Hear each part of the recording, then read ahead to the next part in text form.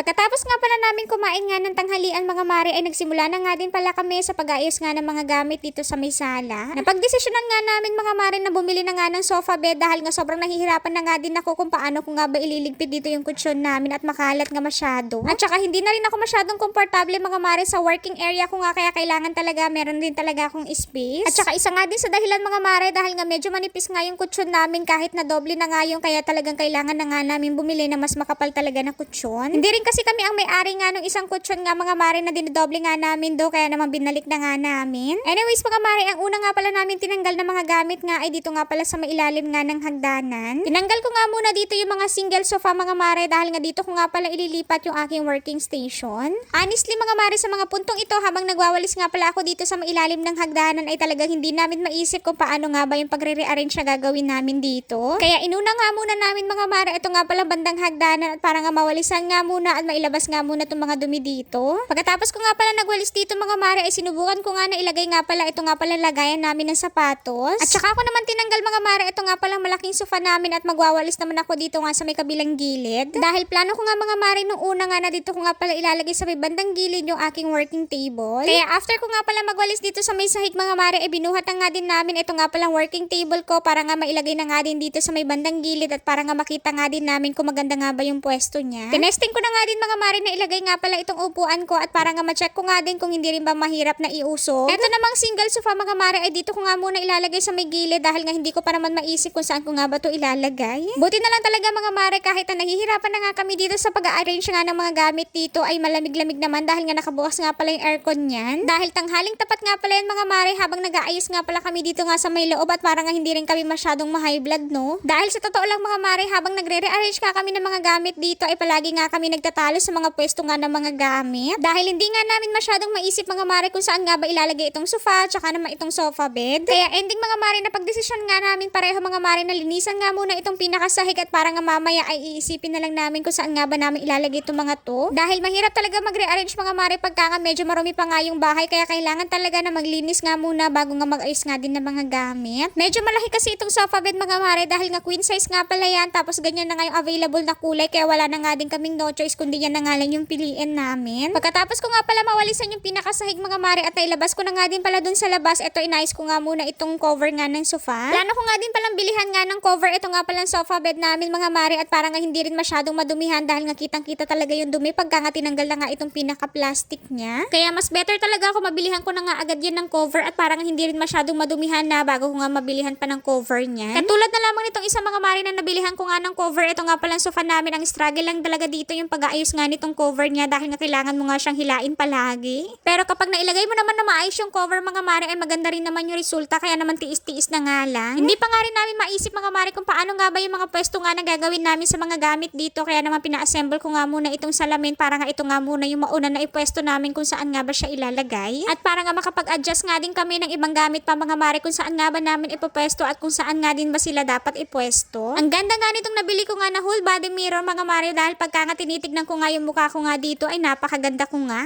Charot. Kaya ako sa inyo mga mare ako mag-order na nga din kayo nito dahil nga nakita ko nga din to na meron nga din to sa may orange app. Anyways mga mare, fast forward na nga at ganito na nga pala yung kinalabasan ng pag-aayos nga namin ng mga gamit nga dito sa may sala, sa may ilalim nga ng hagdan at saka naman dito sa may TV area namin. Bali yun nga palang working table ko mga mare ay galing nga pala yung sa may second floor tapos yung working table ko naman na ginagamit ko before ay nilagay ko nga muna dito sa may TV area. And so far nga mga mare ay natutuwa naman ako dito sa ganitong arrangement nga ng aming living room ngayon at medyo maliwalas din naman tingnan. Kinuha na nga din pala yung dining table namin mga mare dahil nga binenta ko na nga yun at papalitan na nga namin ng mas maliit. At para nga hindi rin masyadong masikip nga dito sa may kusina mga mare at medyo umaliwalas din. Kaya kailangan din talagang i-let go mga mare yung mga gamit nga na medyo malaki talaga at kailangan nga palitan nga ng maliit at para nga medyo umaliwalas nga tignan itong bahay. And so far nga mga mare, happy naman ako sa naging resulta nga ng pagre-rearrange namin. Siya yun lang muna for today's video. See you on my next vlog.